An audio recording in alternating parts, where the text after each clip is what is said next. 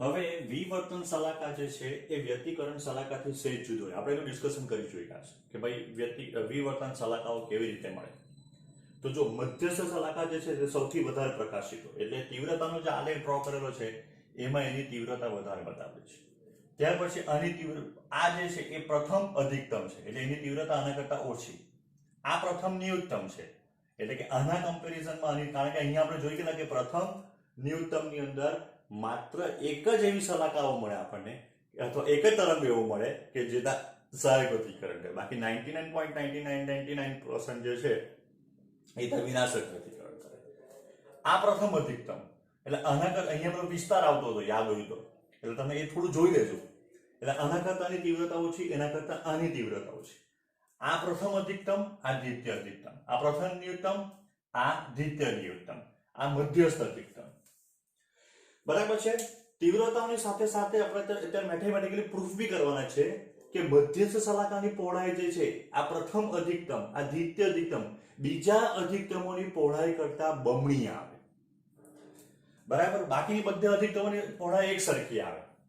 વિવર્તનની અંદર વ્યતિકરણમાં આપણને ઘણી બધી સલાકાઓ મળતી ને તીવ્રતાઓ બધી આપણને સેમ મળતી.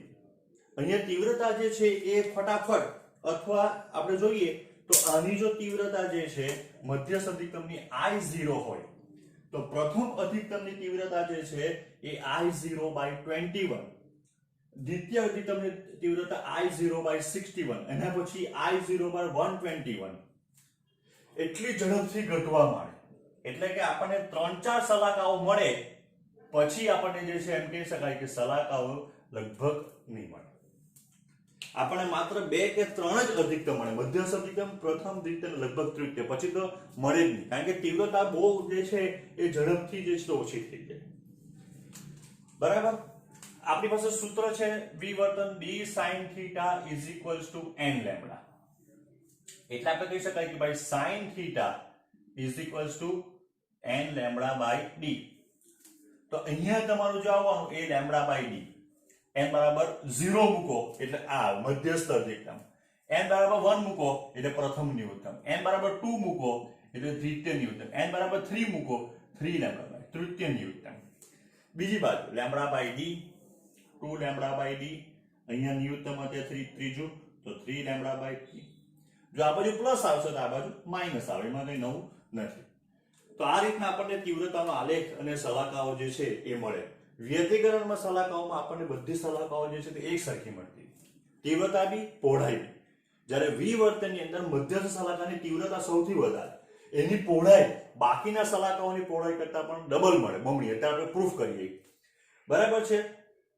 વ્યતિકરણમાં આપણને ઘણી બધી સલાકાઓ મળતી, અહીંયા આપણને માત્ર 2 કે 3 જ અધિકતમો મળે પછી સલાકાની તીવ્રતા ઓછી થઈ જાય.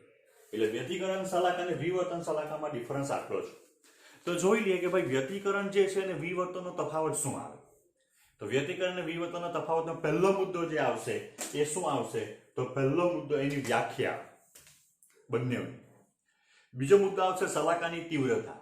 વ્યતિકરણમાં બધી સલાકાઓની તીવ્રતા એક સરખી. બરાબર છે. વિવર્તનમાં મધ્યસ્થ અધિકતમ કરતા ક્રમશઃ અધિકતમની તીવ્રતા ઘટતી જાય. ત્રીજો મુદ્દો આવશે સલાકાની પહોળાઈ. વ્યતિકરણમાં બધા જ પ્રકાશિત કે અપ્રકાશિત સલાકાઓની તીવ્રતા સમાન હોય.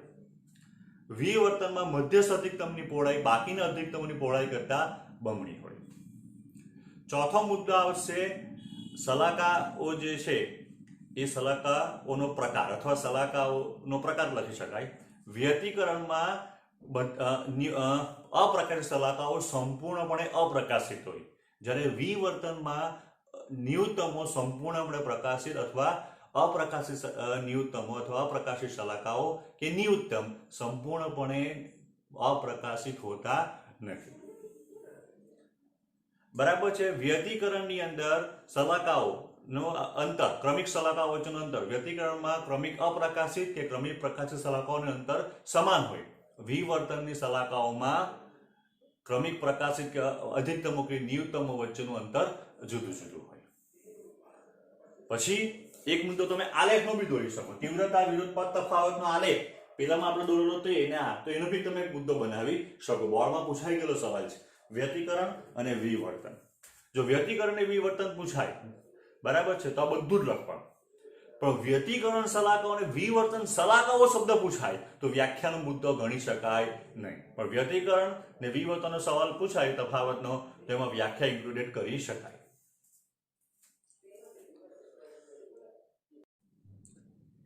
એક સ્લિટથી થતા વિવર્તનમાં મધ્યસ્થ અધિકતમની પહોળાઈ. તો જો મધ્યસ્થ અધિકતમની પહોળાઈ કેટલી આવે ખબર? તો મધ્યસ્થ અધિકતમની પહોળાઈ આટલી કહેવાય. આ ધારો કે એનું બીટા લખો તો ખરેખર બરાબર ધ્યાનથી આપણે જોઈએ ને તો આપણને મધ્યસ્થ અધિકતમની પહોળાઈ બરાબર શું મળશે ખબર? તો આપણને મધ્યસ્થ અધિકતમની પહોળાઈ બરાબર બે પ્રથમ ન્યૂનતમ વચ્ચેનું અંતર મળે. તો આપણે એમ કહી શકાય કે ન્યૂનતમ માટેની શરત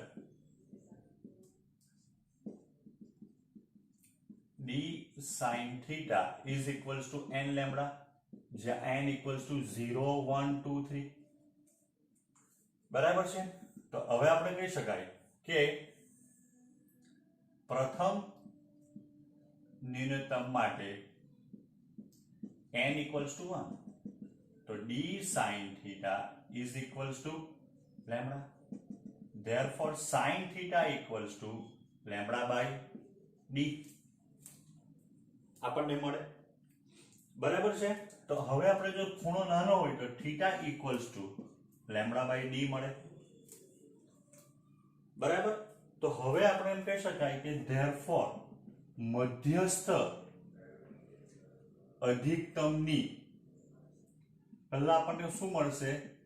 તો કોણીય પહોળાઈ બરાબર 2 થીટા લખી શકાય. કારણ કે જો આપણે જે ખૂણો લેતા હતા ને આ ખૂણો લેતા હતા, જે ખૂણે વિવર્તન પામે તે, એટલે આ ખૂણો થીટા આવે તો કોણીય પહોળાઈ એટલે ખૂણાના સ્વરૂપમાં પહોળાઈ એ તો 2 થીટા આવવાનું.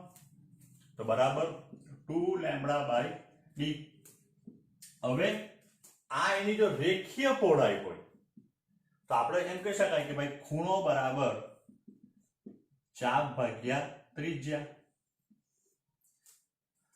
બરાબર. તો એની જે રેખીય પહોળાઈ જે છે એ રેખીય પહોળાઈ એટલે તો ચાપ આવવાનું. તો ચાપ બરાબર ખૂણો ગુણ્યા ત્રિજ્યા. તો આ ત્રિજ્યા એટલે સ્લિટ અને પડદા વચ્ચેનું અંતર કેપિટલ D. તો ખૂણો બરાબર આવવાનું 2 lambda by d into d. એટલે મધ્યસ્થની જે રેખીય પહોળાઈ આવશે એ 2 લેમ્બડા d બાય એ શું આવશે? 2 લેમ્બડા d બાય d. આટલી પહોળાઈ, આ રેખીય પહોળાઈ, આ અંતર આટલું. અને કોણીય પહોળાઈ ખૂણા સ્વરૂપમાં તો 2 થીટા આવશે. બરાબર. બીજા અધિકતમોને આપણે વિચાર કરીએ કે ભાઈ બીજા અધિકતમને આપણે શોધવી છે.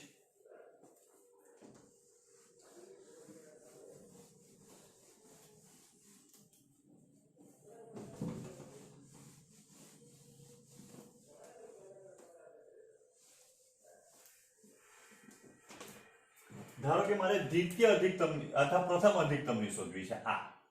આ તો જો આ પ્રથમ ન્યૂનતમ, આ દ્વિતીય ન્યૂનતમ, એટલે પ્રથમ અને દ્વિતીય વચ્ચેનું અંતર થવાનું. બરાબર છે. તો એના માટેનું સૂત્ર શું આવશે? તો જો આપણને ખબર છે ભાઈ d sin theta is equals to n lambda. બરાબર છે.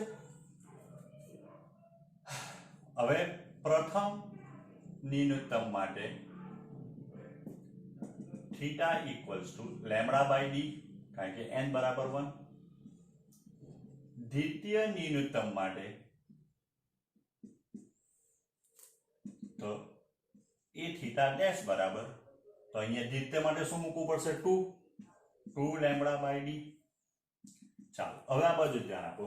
ખૂણો બરાબર આપણે શું કરીએ? 4 ભાગ્યા ત્રિજ્યા કરતા હતા. તો જો આ મધ્યસ્થ અધિકતમથી આટલું અંતર એને હું ધારો કે x1 ગણું, મધ્યસ્થ અધિકતમથી આટલું અંતર હું એને x2 ગણું. બરાબર છે. તો આપણને જેમ કહેવાય કે ભાઈ પ્રથમ અધિકતમની પહોળાઈ, તો પ્રથમ અધિકતમની પહોળાઈ બરાબર x2 માઇનસ x1 થવાનું. બરાબર છે. તો એના માટે આપણે એમ કહી શકાય કે ચાપ બરાબર આપણે અત્યારે જોઈ ગયા ખૂણો ગુણ્યા ત્રિજ્યા. એટલે અહીંયા x1 બરાબર ખૂણો આવવાનો થીટા, લેમ્બડા બાય થીટા આવવાનો ને, એટલે થીટા બરાબર લેમ્બડા બાય ડી. પેલાનો x2 માટે થવાનો 2 લેમ્બડા ડી બાય ડી.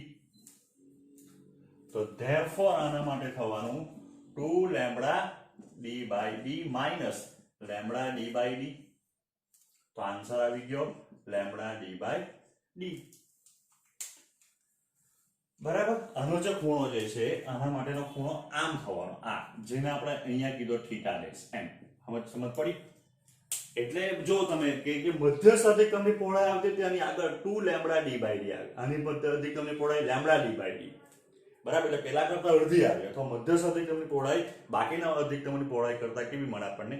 અડધી મળે. હવે વ્યક્તિકરણમાં nમી સલાકાનો કોણીય અંતર જોઈએ આપણે. તો જો એ અંતર એટલે હું આની વાત કરતો છું, આ ખૂણાની. બરાબર છે. ધારો કે આ જે છે એ nમી પ્રકાશિત સલાકા છે. બરાબર.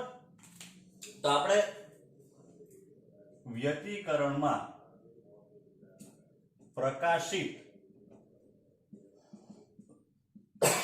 સલાકા માટે આપણે આવું ભણી ચૂક્યા છે.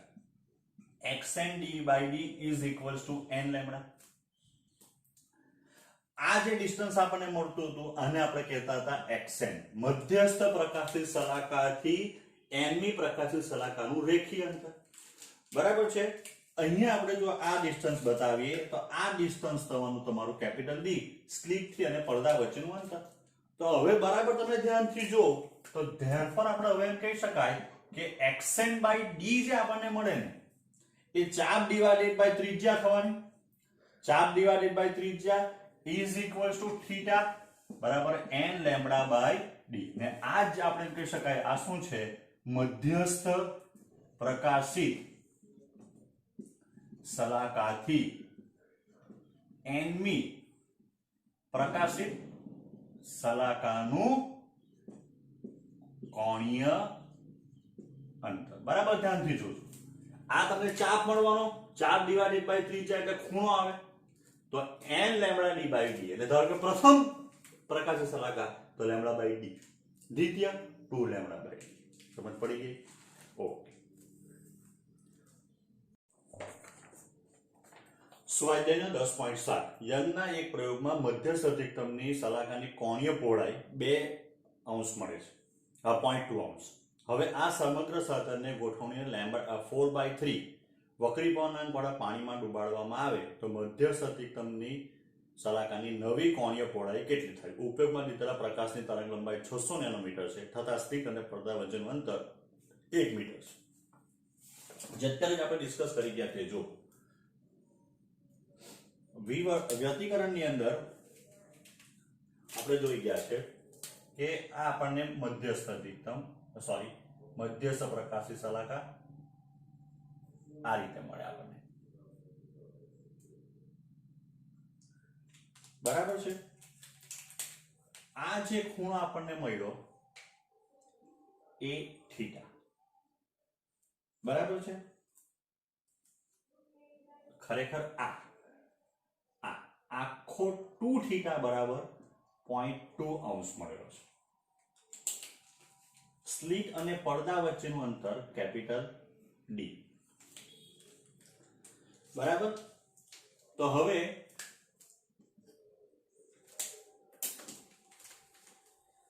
વ્યક્તિકરણની અંદર આપણે જોઈ ગયા તો અપ્રકાશિત, ખરેખર આ પ્રથમ અપ્રકાશિત સલાકા વચ્ચેનું કોણીય અંતર થવાનું. તો અપ્રકાશિત સલાકા માટે xn d by d is equals to 2n minus 1 lambda by 2. બરાબર છે. પ્રથમ અપ્રકાશિત સલાકા માટે n equals to 1 એટલે xn d by અથવા x1 d by d is equals to lambda by 2. બરાબર છે. પણ એ x1 એટલે કેટલું અંતર ખબર? આટલું અંતર x1 આવ્યું આ. તો હવે આપણે એમ કહી શકાય કે 2θ બરાબર 2x1 બરાબર છે. એટલે આપણે એક કામ કરીએ, 2x1 by d is equals to lambda by d.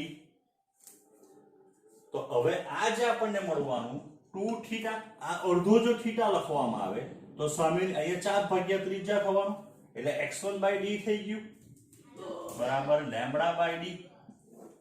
therefore મધ્યસ્થ અધિકતમની કોણીય પહોળાઈ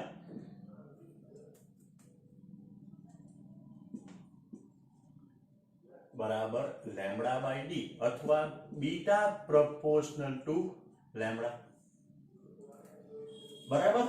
તો જો બીટા બરાબર અહીંયા તો આપણને એમ કહી શકાય પ્રોપોર્શનલ ટુ લેમ્બડા, એટલે બીટા 2 અપોન બીટા 1 બરાબર લેમ્બડા વોટરમાં અને લેમ્બડા એરમાં. પણ આપણે એવું ભણી ચૂક્યા છે બીટા બાય b1 બરાબર કે mu is equals to lambda w ના છેદમાં લેમ્બડા r. બરાબર છે, લેમ્બડા w ના છેદમાં લેમ્બડા r આવે તો આ તો mu થઈ અથવા ઈટા વક્રી ભવનાંક, તો આ તો વક્રી ભવનાંક થઈ ગયો. બરાબર.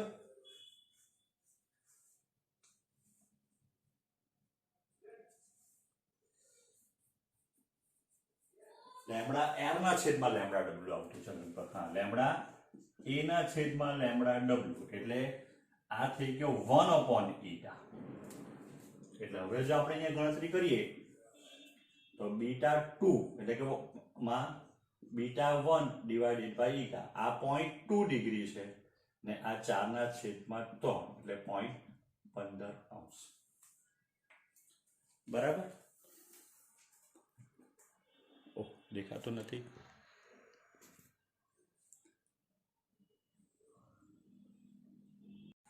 સ્વાધ્યાયનો 10 શું એ અત્યારે આપણા બોર્ડના સિલેબસમાં નથી. યંગના ડબલ સ્લિટના પ્રયોગમાં 600 નેનોમીટર જેટલી તરંગ લંબાઈ વાળો પ્રકાશ વાપરતા પડદા પર મધ્યસ્થ પ્રકાશી શલાકાની કોણીય પહોળાઈ 0.1 અંશ મળે છે. તો બે સ્લિટ વચ્ચેનું અંતર કેટલું? તો એના માટેનું સૂત્ર થઈ ગયું અત્યારે આપણે સાબિત કરી ગયા. મધ્યસ્થ અધિકતમની કોણીય પહોળાઈ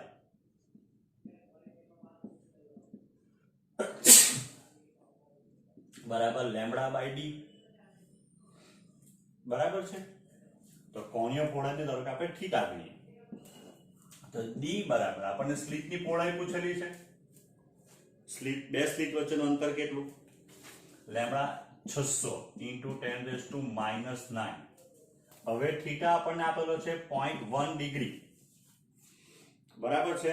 તો is equals to 0.1 multiplied by pi ના છેદમાં 180 એટલે 0.1 ગુણ્યા 3.14 180 એટલે આનો ગુણાકાર ભાગાકાર કરો તો 3.439 10⁻⁴ મીટર આપણને મળે.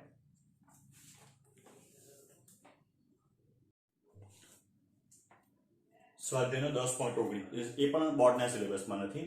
500 નેનોમીટર તરંગ લંબાઈ વાળા એક સ્લિટને વડે મેળવેલ વિવર્તન ભાતમાં સ્લિટથી 1 મીટર દૂર રાખેલા પડદા પર પ્રથમ ન્યૂનતમ મધ્યસ્થ અધિકતમથી 2.5 મિલીમીટર દૂર રચાતું હોય તો સ્લિટની પહોળાઈ શોધો. સ્મોલ ડી આપણને શોધવાનો છે, કેપિટલ ડી આપણને 1 મીટર આપેલો છે.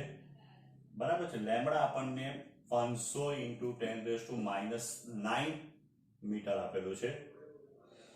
બરાબર છે. અને આપણને x1 બરાબર આપેલું છે 2.5 10⁻³ મીટર. હવે જો આપણે આકૃતિ દોરીને પ્રયત્ન કરીએ તો આ મધ્યસ્થ અધિકતમ આપણને જે x1 જે આપેલું છે તે આ ડિસ્ટન્સ આપેલું છે. આ x1 આ ખૂણો થીટા હોય, આ કેપિટલ ડી. બરાબર ને આ સ્મોલ ડી આટલું જે આપણને સ્લિટની પહોળાઈ શોધવા કીધેલી છે તે. તો જો પ્રથમ ન્યૂનતમ માટે પ્રથમ ન્યૂનતમ માટે d sin θ is equals to n lambda, પણ n બરાબર 1 થવાનું. અહીં જ્યાં લખવું તો લખી n બરાબર 1 2 4 4. therefore sin θ is equals to lambda by d. જો ખૂણો નાનો હોય તો sin θ nearly equals to tangent θ થાય. તો tangent θ is equals to lambda by d. Tangent θ એટલે કોણ? તો સામેની બાજુ ભાગ્યા પાસેની. તો સામેની જે છે તે x1, પાસેની એટલે d. તો સ્મોલ d બરાબર લેમ્બડા d બાય x1. ચાલો બધી કિંમત મૂકો. લેમ્બડા એટલે 500 into 10 to -9 આ 1 મીટર. x1 બરાબર 2.5 10 to -3. તો જે સ્લીપની જે પહોળાઈ આપણને મળવાની એ 0.2 into 10 to -3 0.2 into 10 to -3 metre અથવા 0.2 મિલીમીટર.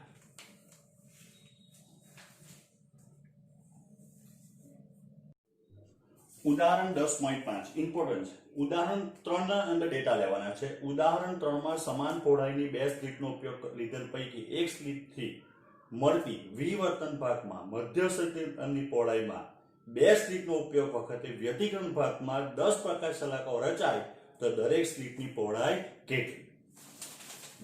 ચાલો આ બાજુ ધ્યાન આપજો. બરાબર.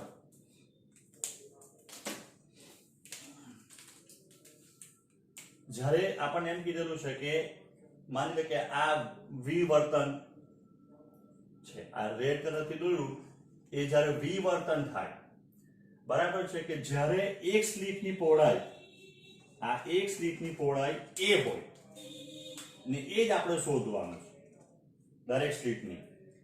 એ સ્લિટ એના જેવી બે સ્લિટનો ઉપયોગ કરીએ ત્યારે આપણને એમ કે વિવર્તન મળે. તો આટલા ભાગની અંદર તમારી 10 સલાક આવી જાય. 10 સલાકા. બરાબર છે. તો જો પહેલા વિવર્તનમાં મધ્યસ્થ અધિકતમ ની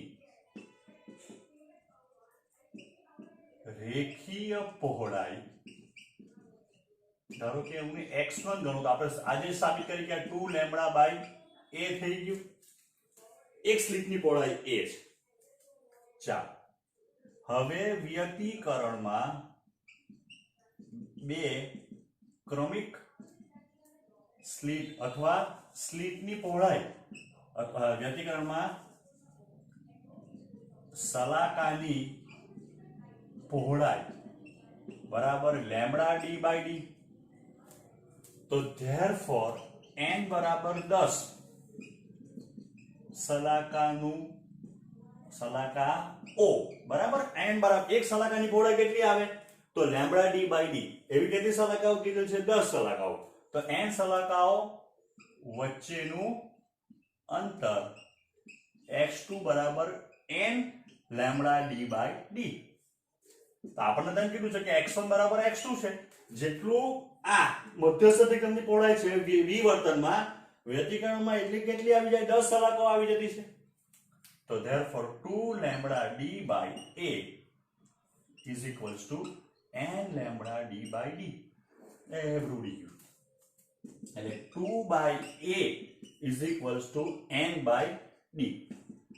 a બરાબર 2 by d upon n. 2 d બરાબર 1 into 10 raised to -3 divided by 10. તો આપણને દરેક સ્લિટની પહોળાઈ જે છે એ કેટલી મળવાની? તો દરેક સ્લિટની પહોળાઈ જે છે આપણને 10 raised to -3 divided by 5 એટલે 0.2 મિલીમીટર આપણને મળે. આ 10 raised to -3 છે.